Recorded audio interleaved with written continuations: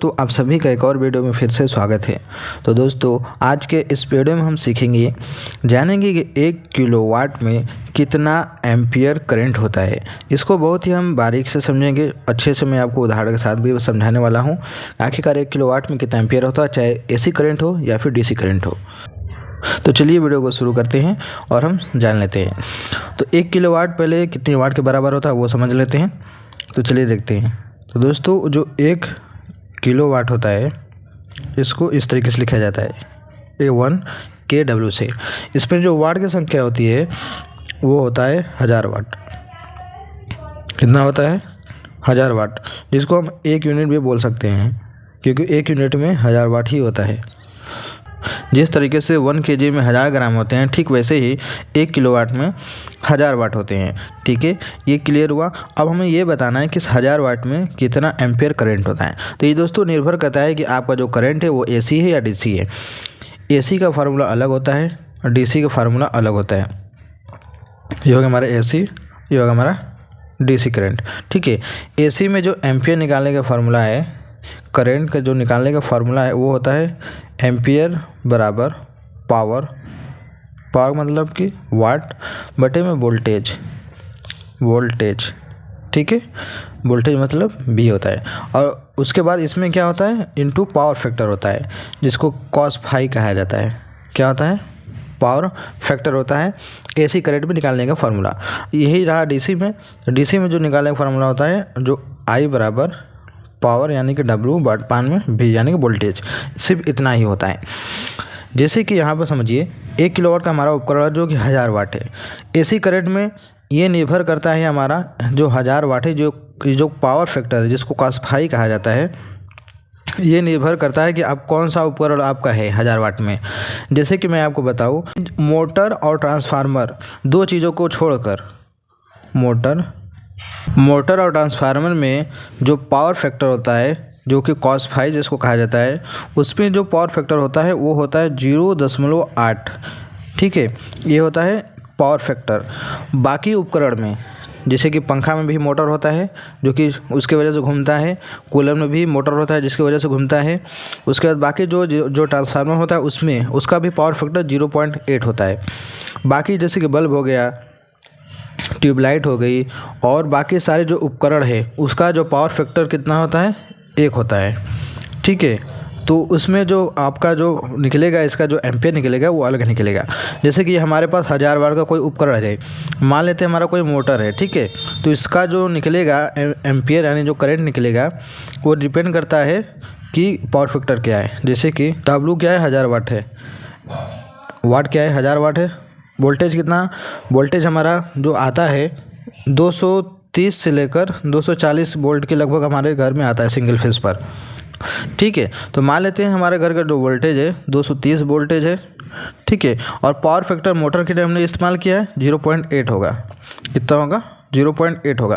तो इसमें जो एम्पियर निकलेगी, करंट जो निकलेगा वो कितना होगा? चलिए इसको हल करते हैं। ये रहा कैलकुलेटर, इसमें हल करते हैं। 1000 भागे 230 गुणा 0.8 कितना आ गया? 3.47। कितना हो गया? 3.47 एम्पियर हो गया। ठीक है, इसका जो करंट निकलेगा 1000 वाट का, एम्पियर जो निकलेगी 3.47 एम्पियर निकलेगी। अब यहीं पर जो कि हमारा 1000 वाट का कोई उपकरण है, जैसे कि सिर्फ बल्ब है उसमें है, या फिर कोई ऐसा उपकरण है जिसमें कि मोटर नहीं है, जिसका पावर फैक्टर 1 है। ठीक है, पावर फैक्टर इसका 1 होगा, तो इसका जो निकलेगा करंट कितना निकलेगा? तो इसके लिए जो फार्मूला लगेगा यही रहेगा। लिखेंगे करंट बराबर वाट हो जाएगा हमारा 1000 वाट अपान में वोल्टेज हमारा हो जाएगा 230 वोल्ट, और पावर फैक्टर 1 होगा। तो इसमें 1 से कोई फ़र्क पड़ेगा नहीं, तो ये रहेगा हमारा कितना? 1000 बटा में 230। तो जब 1000 में सिर्फ 230 से भाग देंगे तो कितना आ जाएगा? 4.34 एम्पियर आएगा ना। कितना आ जाएगा? 4.34 एम्पियर।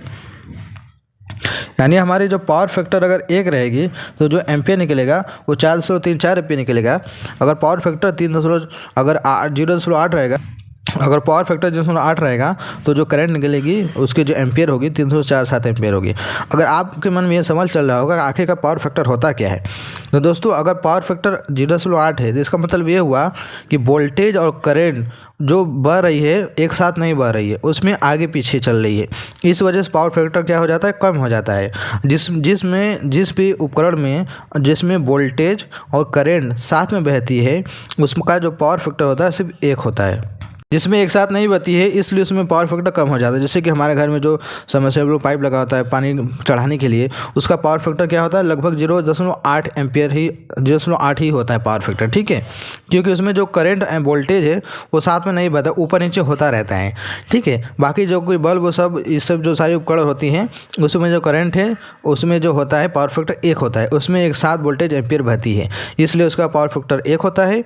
और बाकी जो मोटर ट्रांसफार्मर में जो लाइट कम तेज होती है उसमें जो पावर फैक्टर होता है वो कम होता है, क्योंकि उसमें वोल्टेज और करंट आगे पीछे बहती है, इसलिए ऐसा होता है। तो मैं उम्मीद करता हूँ अब ये बात जरूर समझ गए होंगे। आखिरकार 1 किलोवाट में कितना एम्पियर होता है वो डिपेंड करता है आपका उपकरण कैसा है, उसका जो AC करंट में ऐसे होता है। अब हम बात करते हैं DC करंट में। DC करंट में जैसे कि जनरेटर हो गया, उसका जो पावर फैक्टर होता है 1 होता है। इसमें लाइट एक वोल्टेज करंट साथ में बहती है, इसमें कोई बदलाव नहीं होता है। कि मैं बात करें तो 1000 वाट है, ठीक है, उपकरण है।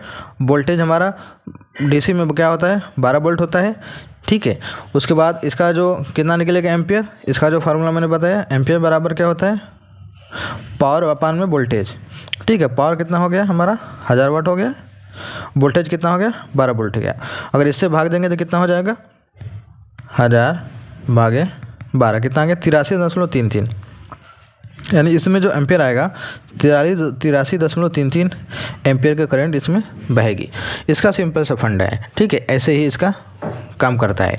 इसमें जो वोल्टेज इसमें पावर फैक्टर 1 ही होता है इसलिए उसको नहीं लिखा जाता है, इसका डायरेक्ट फार्मूला ये होता है। लेकिन AC करंट में थोड़ा सा बदलाव होता है। मोटर ट्रांसफार्मर के लिए पावर फैक्टर 0.8 होता है और बाकी उपकरण के लिए पावर फैक्टर 1 होता है। जैसे 1000 वाट में जैसे कि बल्ब हमने बहुत सारे मिला दिए, साथ में मिलाकर 1000 वाट बन गया, या फिर 500 वाट ही बन रहा है या फिर 100 वाट ही है, तो उसका जो एम्पियर निकलेगा, जैसे 100 वाट है सिर्फ बल्ब को लेकर आपको 100 वाट ही बन रहा है, ठीक है। तो उसका जो एम्पियर निकालने का फार्मूला क्या होगा 100 वाट हो गया हमारा पावर अपान में वोल्टेज 230 वोल्ट है, और पावर फैक्टर उसका 1 ही होगा क्योंकि ये मोटर नहीं है ना ही ट्रांसफार्मर है, इसमें वोल्टेज और करंट साथ में बहेगी, इसके लिए पावर फैक्टर 1 होगा। यानी कि इसमें आपका 100 अपान में 230 ही होगा। इसमें जो करंट निकलेगी सिंपल से आएगी 100 भागे 230 वोल्टेज, यानी क्या हो जाएगा 0.43 एम्पियर हो जाएगा, ठीक है। इस तरीके से समझ गए, इस तरीके से हम निकालते हैं। तो उम्मीद करते हैं आप समझ गए होंगे। अच्छी लगी होगी तो वीडियो को लाइक करना ना भूलिएगा, चैनल पहली बार सब्सक्राइब कर लीजिएगा। चलिए मिलते हैं एक नए वीडियो में।